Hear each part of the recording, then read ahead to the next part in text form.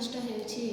କାର୍ଯ୍ୟପ୍ରଣାଳୀ ଏହି ପ୍ରକଳ୍ପ ଆମେ ଏପରି ଭାବେ ତିଆରି କରିଛୁ ଯେପରି ଜଙ୍ଗଲରୁ ଜୀବଜନ୍ତୁ ବାହାରକୁ ଆସିବ।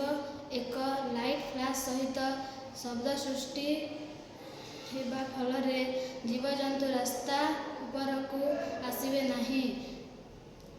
ଜଙ୍ଗଲରେ ଶେଷ ସୀମାରେ ନେଟୱାର୍କ ବସାଇବା ଓ ହେଭି ଲାଇଟ୍ ସବୁ ଜଙ୍ଗଲ ପଟକୁ ମୁହଁ କରିବା। ଯେତେବେଳେ ଜୀବ ଏହି ଲାଇଟ୍ ଏବଂ ଏଲ୍ଡିଆର୍ ମଧ୍ୟରେ ଆସିବ ସେତେବେଳେ ଟାଇମର ଅନ୍ ହେବ ଏବଂ ଲାଇଟ୍ ଜଳିବ ସହିତ ଶବ୍ଦ ସୃଷ୍ଟି ହେବ। ଫଳରେ ଜଙ୍ଗଲରୁ